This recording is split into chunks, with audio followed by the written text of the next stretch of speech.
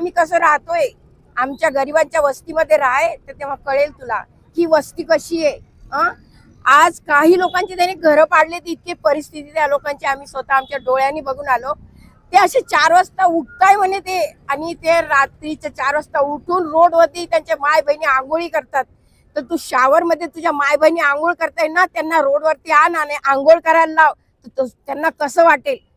तो विषय बघ तू पहिले करून तसा, तर तेव्हा दुसऱ्यावर गरीबावर अत्याचार कर. पहिले स्वतःवर अनुभव घे. तू काय स्वतः अनुभव घे. तुझी एक टांग लंगडी झालेली आहे.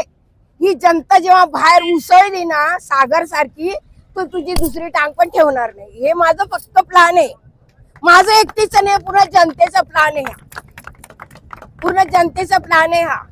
काय तर त्याला म्हणायचं बाबा तू हे काम करू नको, तू जिथं थांबलेला नाही तिथंच थांबून जाय. आता इकडे यायची कोशिश करू नको, कारण पूर्ण जनता ही आज तुम्ही पण बघितलं की सगळ्या माय बहिणीच्या डोळ्यामध्ये अश्रू आहे. आज चतुर्थी असून महिलांनी काही फराळाचं केलं नाही. काल मी फक्त पाण्यावर होती. आमचे नासिरबाई पठाण त्यांनी मला तिथं अजमेरा हॉटेल पाशी आम्हाला पाणी पाजले.